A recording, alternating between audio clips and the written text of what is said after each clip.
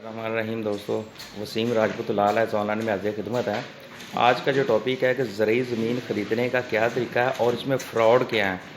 और मोस्टली ज़रूरी ज़मीन में फ़्रॉड बहुत ज़्यादा होते हैं। इस बारे में आप डिस्कशन करें जनाब। हमारे प्रोग्राम में जनाब शहजाद अली शहजाद अहमद पट्टी साहब सीनियर एडवोकेट हाई कोर्ट मौजूद हैं। इनसे हम पूछेंगे, और बहुत बड़े ज़िम्मेदार भी हैं और हमारे लाहौर के माइनर कानूनदान भी हैं। इनसे ये रिक्वेस्ट करेंगे हमें ये बताएं कि ज़रूरी ज़मीन ख़रीदते वक्त किन किन बातों का ख्याल रखना चाहिए और फ्रॉड से कैसे बचा जा सकता है। अभी इनसे हम सवाल करते हैं। जी जनाब। जी भट्ट साहब। बिस्मिल्लाहिर्रहमानिर्रहीम। ज़रूरी ज़मीन खरीदने के लिए कुछ ऊँची ऐसी आवाज़ चीज़ें हैं। ऊँची। ज़रूरी ज़मीन खरीदने के लिए कुछ ऐसी चीज़ें हैं जिनको आप जो है वो सबसे पहले जो है वो अवाम व नास को मद्देनज़र रखना चाहिए। एक मशहूर मक़ूला है मुश्तरी होशियार बाश, कि मुश्तरी जो है जिसने ख़रीदार है उसने सबसे पहले जांच पड़ताल करनी है कि वो ज़मीन जो है जिसको ख़रीद रहा है उसके बारे में उसने उसकी नौ हो लेनी है। ज़रूरी ज़मीन के ख़रीदने के हवाले से कुछ ऐसी चीज़ें हैं जिसको हमारे ज़हन के अंदर होना चाहिए कि जब आप ज़रूरी ज़मीन खरीदते हैं तो उस वक्त आप देखें कि ज़रूरी ज़मीन के अंदर जो है वो आप ज़रूरी ज़मीन किस तरह की खरीद रहे हैं। मिसाल के तौर पे ज़रूरी रकबा जो है वो एक तो होता है कि मालिकी है, जिसको आप बैग ले रहे हैं, फिर आप उसको ख़रीद रहे हैं, वो वरासती रकबा है, वो हिस्सा मुंतकिला है, वो सालम खाता है। सालम खाते के अंदर जो है वो आप हिस्सा मुंतकिला को ख़रीद रहे हैं या उसके लिए मखसूस नंबर, मखसूस खसरा नंबर जो है उस आदमी जो जिससे आप जो बाया है उससे आप जो बै ले रहे हैं वो जो है वो किस तरह के, या वो आदमी जो है उसने ख़रीदी हुई जो ज़मीन है उसकी जो है वो जमा बंदी के अंदर जो है फिर आपने जाके देखना है कि उसका जो है वो खाता देखने, आपने खेवट देखने हैं, खतूनी देखनी है। फिर आपने कुछ चीज़ें जो है वो ऐसी देखनी होती है कि अगर तो वो सालम खाता है तो वो खाते में अंदर बहुत बड़ा खाता है, उसके अंदर बहुत सारे मालिकान हैं, तो वो जो मालिकान हैं वो अपने मखसूस नंबरों पे बैठे हुए हैं।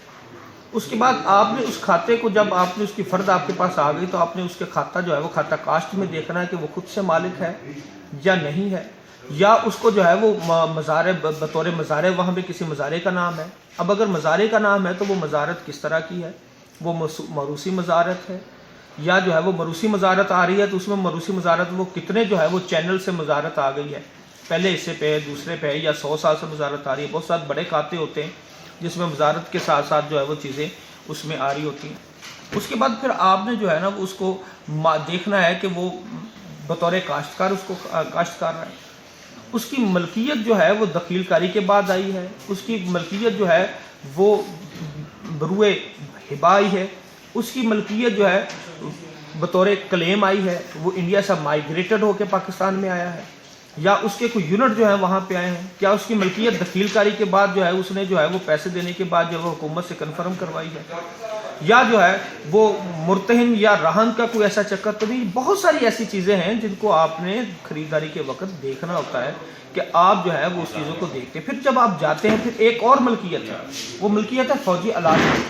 फ़ौजी अलाटमेंट जो है वो अगर होने के बाद वो कन्फर्म हुई है, वो अलाटमेंट 20 साल से ज़्यादा हो गई है या 20 साल से कम अरसा है, वो भी आपने देखनी है। उसके बाद अगर फ़ौजी अलाटमेंट के बाद वो रकबा आपको फ़रोख्त हो रहा है,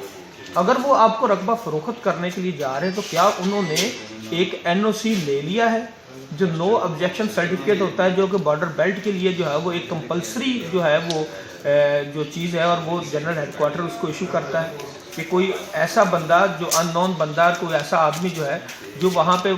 आके बैठ तो नहीं गया, और जो कि पाकिस्तान की सालमियत के लिए और पाकिस्तान की जो है वो उस एरिया की जो है वो चीज़ों के लिए ज़रूरी है। बहुत सारे मामलात ऐसे हुए हैं जिसमें ऐसे बॉर्डर एरिया कमेटी के पास और जनाब हमारे मुल्क की आला अदालतों में ये केसेस चले कि जो है वो फर्स्ट टाइम तो NOC ले लिया गया और उसके बाद किसी प्राइवेट पर्सन को जो है वो हो गया, और उसके बाद अगर वही जो अलाटमेंट है वो अलाटमेंट जो है वो हुई फ़ौजी अलाटी को हुई और अलाटमेंट के बाद जो है वो उसके वारसान को आ गई, तो उस वहाँ पे NOC लेना ज़रूरी था कि नहीं ज़रूरी था। और अगर फ़ौजी अलाटी ज़मीन है तो वो,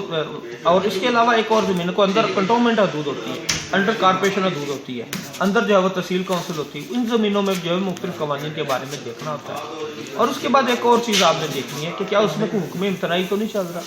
या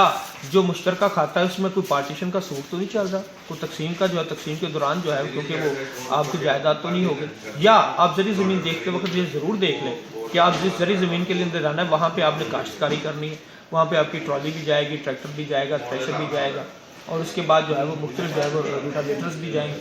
اور اس کی آمد و رفت کے لیے کیا اس کی زرعی اجناس کو آپ نے لینے کے لیے وہاں پہ کوئی رستہ بھی ہے کہ نہیں ہے، وہاں پہ کوئی رستہ جا رہا ہے، آپ اپنی کاشتکاری کو، اپنی زرعی اجناس کو کہاں سے لے کے جائیں گے؟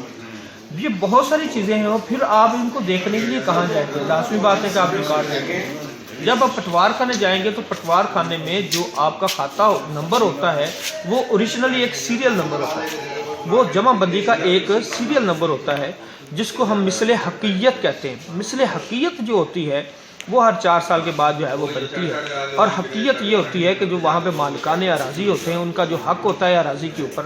وہ دیکھا جاتا ہے کہ وہ کہاں پر ہے، وہ سیریل نمبر ہوتا ہے۔ اور سیریل نمبر میں جو کھاتہ نمبر ہوتا ہے وہ سیریل 140 میں بالفرض آپ مالک ہے، اور اس 140 کی جو سیریل ہے جمع بندی میں، وہاں پہ اس کے بعد اس کی خطونی کو دیکھا جائے گا، ٹھیک ہے۔ اب یہ میں یہاں پہ بھی واضح کر دوں، جو سیریل نمبر ہے، جس کھاتہ نمبر، اس کو بعد اوقات کھیوٹ بھی کہا جاتا ہے، اور کھیوٹ جو ہے کھیوٹ کے آگے خطونی ہوگی۔ مثال کے طور پہ 140 کھاتہ نمبر کے اندر 4 خطونیاں ہیں اور حصہ منتقلہ ہے۔ اب سالم کھاتے کے اندر 4 خطونیاں ہیں، 8 مالک ہیں۔ اب اس میں یہ دیکھا جائے گا کہ وہ کون سا مالک جو ہے وہ کس خطونی میں بیٹھا ہوا ہے۔ اب اگر بالفرض اس میں جو ہے وہ ملکیت اس کی خسرہ نمبر 472 میں ہے، 472 جو ہے وہ خطونی نمبر جو ہے وہ 472 جو ہے وہ خطونی نمبر 1 میں ہے۔ اب اس کا خسرہ، جس خسرے میں وہ قابض اس کا خطونی نمبر 4 پہ ہے۔ تو اس طرح کی بہت ساری جو ہے وہ قانونی طور پہ جو ہے وہ یہ کمیاں ہوتی ہیں جو عموماً جو ہے وہ ہمیں جو ہے وہ محکمہ مال کے ریکارڈ میں پائی جاتی ہیں۔ تو بعد سر اس میں یہ بتائیں، یہ فراڈ زرعی زمین میں فراڈ کیسے ہوتا ہے؟ یہ جو فراڈ کے بارے میں کہتے ہیں یہ ہمارے ساتھ فراڈ ہو گیا، اس بارے میں تھوڑا سا بتائیے گا۔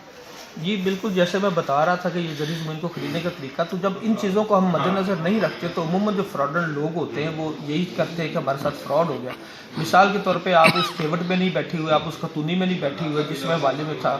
اب اس میں مالک ہی نہیں تھا وہ بندہ جو ہے اس نے آ کے آپ کے ساتھ جو رقبہ کر دیا، آپ نے جو ہے بغیر دیکھے ہوئے، ریکارڈ کے بغیر دیکھے ہوئے ایک فرد جو ہے وہ آپ جاری ہو کے آپ کے پاس فرد برائے ریکارڈ آ گیا، اور اس کے بعد آپ نے جو ہے اس کے اوپر بیانہ کر لیا، تو وہ بندہ مالک ہی نہیں ہوتا اس کے، یقیناً آپ نے جو ہے وہ اس کا ریکارڈ نہیں چیک کیا۔ اس کے بعد دوسرا یہ ہے کہ وہ رقبہ جو ہے وہ پہلے سے جو ہے وہ فروخت ہو چکا ہے، یا وہ بندہ جو زائد بیع ہو گیا،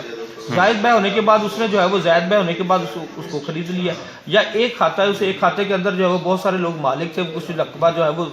سکنی ہو گیا اور کچھ رقبہ زرعی بقایا تھا۔ اب سکنی میں کچھ گلیاں تھیں، اس میں وہ بندہ جو اس نے آپ کو جو ہے وہ رقبہ کر دیا، زائد بیع میں آ کے جو ہے وہ اس بندے نے جو ہے وہ آپ نے اس سے خرید لیا، پیسے دے دیا۔ تو یہ فراڈ کی مختلف شکلیں ہیں، وہ بندے مالک ہی نہیں ہوتے، اور آپ جو ہے وہ جب زمین خرید لیتے ہیں اور اس کے بعد جب آپ قبضے کے لیے جاتے ہیں تو آپ کو قبضہ نہیں ملتا، اس کے بعد جو ہے وہ آپ جو ہے وہ چھانٹوں کا رقبہ، بعد کا چھانٹیں ہوتی ہیں، چھانٹوں کا رقبہ پڑا ہوا ہوتا ہے، آپ خرید لیتے ہیں اور اس کے بعد بڑے رقبے۔ تو یہ فراڈ کی مختلف شکلیں، اس طرح سے لوگ جو ہے وہ فراڈ کرتے ہیں، اور بھی مختلف شکلیں جو فراڈ کے لوگ کر لیتے ہیں۔ فوجی الاٹی تھا اور اس نے NOC، آپ نے NOC نہیں لیا، اور NOC کے بعد جب خرید لیا اس کے بعد جو ہے دوسرا تیسرا بندہ جسے وارثان میسج آ گئے درخواست دیتے ہیں بارڈر ایریا کمیٹی کے خلاف، اور اس طرح یہ ہوتا ہے کہ وہ رقبہ بعد سے پھر جو ہے وہ ریورس ہو جاتا ہے، تو لوگ کہتے ہیں جی ہمارے پاس فراڈ ہو گیا، اور ہماری جو زمین جو خریدی تھی تو وہ زمین۔ اس لیے جب بھی آپ زرعی رقبہ خریدیں تو بہت ساری چیزیں اس سے پہلے جو ہے وہ کسی زرعی ماہر کے ساتھ یا اس طرح سے کسی کنسلٹنٹ کے ساتھ جو ہے وہ پہلے اس کو کاغذات دکھا لیے جائیں، مشورہ کر لیا جائے، اور اس کے بعد اس کو جو ہے وہ مشورے کے مطابق جو ہے رقبہ خریدا جائے، تاکہ جو ہے نا وہ اس طرح جو ہے وہ مشترکہ کھاتے میں تو عموماً جو ہے وہ حق شفا جو ہے وہ پریمپشن ایکٹ جو ہے وہ اس میں آپ سب کو پتہ ہے کہ بعض لوگ کیا کرتے ہیں جی، بعض لوگوں اب یہ ایک پہلو رہ چلا تھا، بعض لوگ یہ کرتے ہیں کہ وہ جو ہے وہ DC ریٹ کے مطابق جو ہے وہ رقبہ خرید لیا، وہاں پہ اوریجنل ویلیو مارکیٹ ویلیو زیادہ ہوتی ہے، DC ریٹ 7 لاکھ روپیہ تھا پر ایکڑ، اس حساب سے رجسٹری کروا لی، اس کے بعد 16 لاکھ کے حساب سے آپ نے خریدا، تو وہ دوسرا مالک جو ہے وہ ساتھ مالک جو ہے وہ اس میں فروج آ گئے، وہ دوسرے جو بھی وہ تینوں ہیں شریک کھاتہ دار آ گئے یا جو بھی آ گئے، انہوں نے آ کے جو ہے وہ آپ کو جو ہے وہ سوٹ کر دیا، اور اس کے بعد جو ہے وہ حق شفا پہ اس نے جو ہے وہ زر سوم اور زر پنجم بھی جمع کروا دیا، اور اس کے بعد جو ہے وہ آنے کے بعد جو ہے وہ سٹے ہو گیا، اور اس کے بعد جو ریورس ہو گیا، کہتے ہیں جی ہمارے ساتھ فراڈ ہوتا ہے۔ یہ مختلف چیزیں ہیں، اگر مشتری ہوشیار باش ہے اور وہ جو ہے وہ ان تمام احتیاط کو ملحوظ خاطر رکھ کے رقبہ زرعی خریدتا ہے تو اس کو فراڈ نہیں ہو سکتا۔ میں بکھرا ٹاپک لمبا ٹاپک ہے، اچھا چلو کہہ دیں۔ اچھا، اس میں مختار عام کا کنسیپٹ کیا ہے، وہ اس کو بھی دیکھنا چاہیے؟ یہ جنرل پاور اٹارنی ہے، ایک بندہ اگر آپ بذریعہ مختار عام آپ کو رقبہ فروخت کر رہا ہے تو یقیناً آپ دیکھیں، پہلے دیکھیں تو وہ مختار عام رجسٹرڈ بھی ہے،